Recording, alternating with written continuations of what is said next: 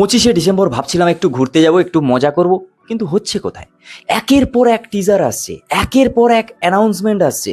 মানে কোনটা দেখি, কোনটা নিয়ে কথা বলি, আর কোনটা কি করি সেটাই ভাবতে ভাবতেই টাইম চলে যাচ্ছে। তার ওপরে তো এডিটিং আছে, ভিডিও আপলোড আছে, মানে বুঝতেই পারছো চাপটা। উফ, কি চলছে বস। এখন কথা বলবো বিজয়নগরের হিরে কাকাবাবু। কাকাবাবুর সিনেমা, ঠিক আছে? এবার কাকাবাবু আসছে, প্রসেনজিৎ চট্টোপাধ্যায় আসছে, মানেই যে আবার একটা হিট সিনেমা আসছে, সেটা বলা বাহুল্য, ঠিক আছে?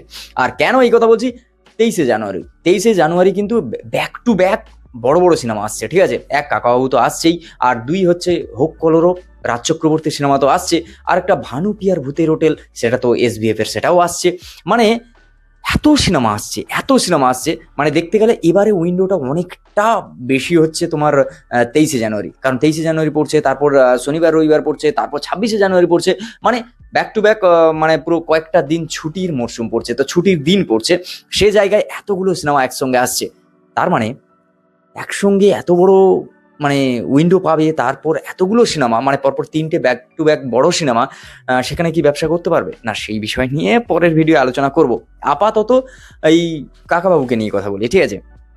কাকাবাবুর যে টিজারতে যতটুকু দেখা যাচ্ছে সেটা দাঁড়াও পরে বলছি, আগে একটা কথা বলি। এখানে এক ঝলকের জন্য চিরঞ্জিতকে দেখা গেছে। এবার প্রসেনজিৎ আর চিরঞ্জিত দুজনকে যদি একসঙ্গে দেখা যেত না, মানে ব্যাপারটা সেই পুরনো দিক ফিরে আসতো। মানে সেরকম একটা বিষয় তো ছিলই বটে। এখানে দেখো, চিরঞ্জিত আর প্রসেনজিৎকে একসঙ্গে দেখা মানে সেই পুরনো ব্যাপারটা তো ফিরে আসা, সেই বিষয়টা রয়েছে। কিন্তু আমি ভাবছিলাম হয়তো লাস্টে একবার হলেও সামনাসামনি আসবে একই স্ক্রিনে, কিন্তু হলো না। এটা আশা করি ট্রেলারে হয়তো হবে, আর আশা করব হয়ে যাবে। তবে মেকার্সরা আমার যদি ভিডিওটা দেখে থাকো তো অবশ্যই এটা দিয়ে দিও, বুঝলে তো? মানে ব্যাপারটা হচ্ছে আশা আর কি, মানুষ ওই আশায় মাছে চাষা, মানে এরকম একটা বিষয়। এবার এই টিজারটা কেমন হয়েছে? বেশ ভালো, কোনো ডাউট নেই ভাই, কোনো ডাউট নেই। তার কারণ কেন কোনো ডাউট নেই ভাই? একে তো ব্যাকগ্রাউন্ড স্কোর, BGM ভালো ভাই, অসাধারণ। তার ওপরে যে মনোলোগ আসছে, অসাধারণ ভাই। আর তার উপরে প্রথমে যখন হচ্ছে ওই ডায়লগটা আসছে, ওয়াও, বেশ ভালো লাগছে।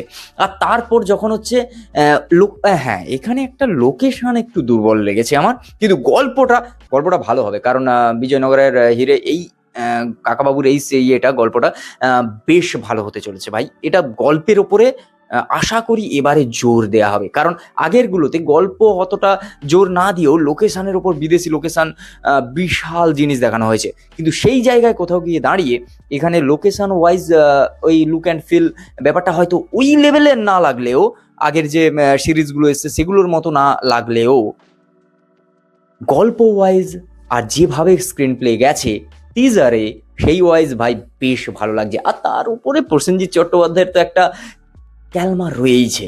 দেখার পালা হচ্ছে 23শে জানুয়ারি কাকাবাবু হোক কলরব আর ভানুপিয়া ভূতের হোটেলের সামনে কিভাবে পারফর্ম করে। আর যেহেতু প্রসেনজিৎ চট্টোপাধ্যায় ফাটিয়ে দেবে, এটা ভাই নো ডাউট। কিন্তু গল্পটা যেহেতু সেই গুপ্তধন, সেই মানে জানা ওরিয়েন্টেড, মানে জানে সবাই ব্যাপারটা, বুঝতে পারলে তো? মানে হচ্ছে গুপ্তধন, এই বিষয়টা নিয়ে প্রচুর প্রচুর সিনেমা হয়ে গেছে, প্রচুর। মানে গুপ্তধন ব্যাপারটা শুনলেই সেই একই ঢাঁচের সিনেমা লাগে। কিন্তু এখানে নতুনত্ব কি দেখার, সেটা ট্রেলার এলে বোঝা যাবে, তারপর সিনেমা এলে। আর এই গল্পের একটা নিজস্ব কোর দর্শক রয়েছে, তারা তো সিনেমা হলে আসবেই, এটা তো একটা বিষয় রয়েছে। তোমাদের কি মতামত অবশ্যই কমেন্ট করে জানাও। আর নতুন হলে সাবস্ক্রাইব করো, ফেসবুক থেকে দেখে তাহলে পেজটাকে ফলো করো। দেখা হচ্ছে খুব তাড়াতাড়ি নতুন একটা ভিডিও। ততক্ষণের জন্য like, comment, share and subscribe my YouTube channel. Tata.